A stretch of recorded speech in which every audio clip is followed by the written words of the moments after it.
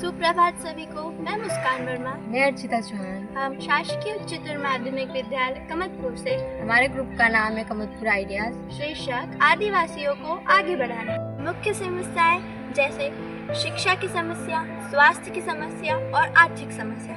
शिक्षा की समस्या, शिक्षा ठीक तरीके से प्राप्त नहीं हो पाने के कारण वह अपने अधिकारों को नहीं समझ पाते।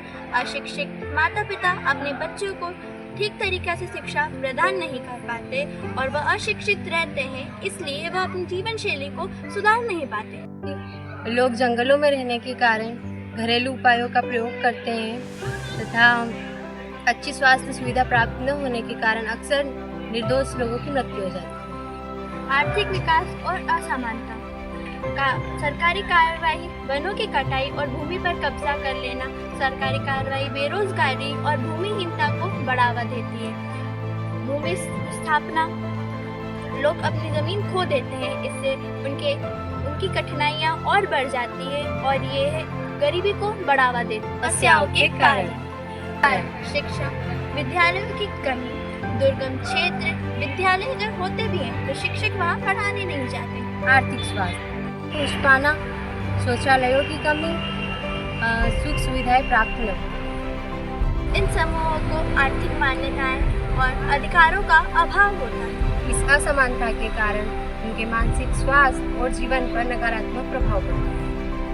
के असर, आर्थिक स्थिति ठीक नहीं है, समाज से पिछड़ते जा रहे हैं, अधिकार उन्हें ठीक तरह से प्राप्त नहीं हो पा रहे। कौन कौन इन समस्याओं का सामना कर रहे हैं? जो आर्थिक रूप से असमर्थ, जो लोग जंगलों में निवास करते हैं, अधिकतर आदिवासी लोग और जो अशिक्षित हैं।